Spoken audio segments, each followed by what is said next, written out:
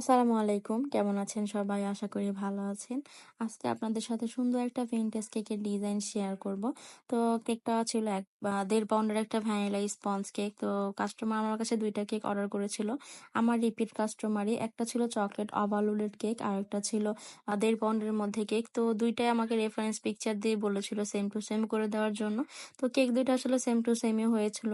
আর কাস্টমারের দেওয়া reference picture যদি আসলে ওই টাইপেরই একদম সেম টু সেম কেক হয় তাহলে কিন্তু অনেক বেশি ভালো লাগে। এখানে আমি ফুল বাটার কালার ক্রিম দিয়ে কেকটা করতেছি, কারণ কালারটা এরকমই ছিল। আমি কিন্তু এখানে হালকা পরিমাণে ইয়েলো কালার দিয়ে বাটার কালারটা করেছি। বেশি পরিমাণে দিলে কিন্তু একদম ইয়েলো কালার হয়ে যায়। একদম চেষ্টা করবেন অল্প পরিমাণে দেওয়ার জন্য। আর কালার যখন মিক্স করবেন কেকের মানে ক্রিমের সাথে, তখন চেষ্টা করবেন সানসিল্কের কাঠি কিংবা টুথপিকের দ্বারা, যেখানে আপনি লাইট কালার গুলো ইউজ মানে করতে চাচ্ছেন, তখন চেষ্টা করবেন ওই সানসিল্কের কাঠি কিংবা টুথপিক দিয়ে করার জন্য। এখানে আমি ভালোভাবে ফিনিশিংটা করে নিচ্ছি।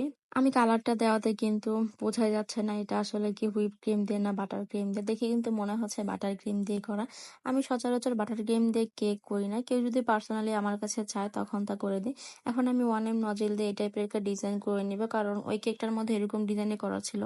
এই কেকটার মধ্যে আমি একটা ভুল করে ফেলেছিলাম। তো ভুলবশত ভিনটেজ কেকগুলোর জন্য কিন্তু ছোট সাইজের নজলগুলো ইউজ করতে হয়, একদম 0 সাইজের।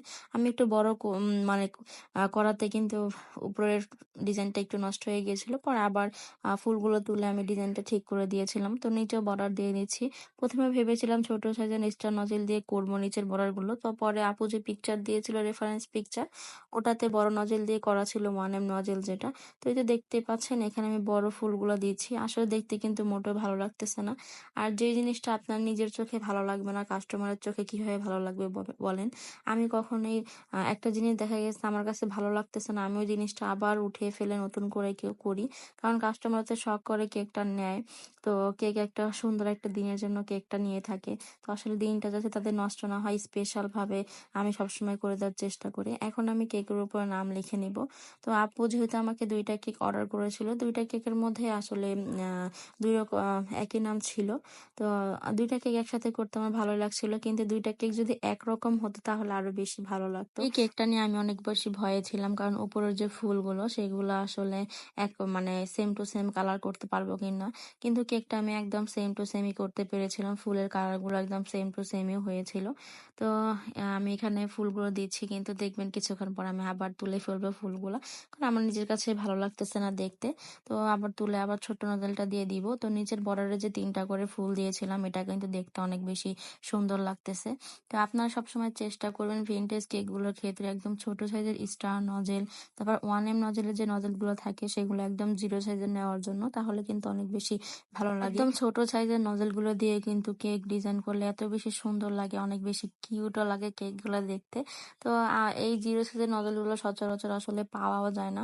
আমি যখন বেকিং এর কাজ শুরু করি তখন নজলগুলো কিনেছিলাম, অনেক যত্ন করে রেখে দিয়েছিলাম। আমি মাঝে মধ্যে খুঁজি, কিন্তু এত ছোট নজল আসলে পাওয়া যায় না। তো অনেক যত্ন করে রাখতে হয়। তারপরও কিছু নজল আমার হারিয়ে গিয়েছে। আমি যে পরিমাণে নজেল সেট কিনেছিলাম, নজেল সেট, তারপর যে 1 পিস করে যে নজলগুলো পাওয়া যায় সেইগুলো আমি কিনেছি। দেখা যায় সবার নাকি একটা রোজ স্ট্যান্ড দিয়ে কাজ হয়ে যায়। আমার আসলে ৩ থেকে 4টা রোজ স্ট্যান্ড কিনতে হয়েছে, কারণ আমার কাছ থেকে হারিয়ে যায়, কি করব। তো এই তো আমার কেকের ডিজাইনটা অলরেডি কমপ্লিট। কেকের ডিজাইনটা কেমন হয়েছে অবশ্যই জানাবেন। আল্লাহ হাফেজ।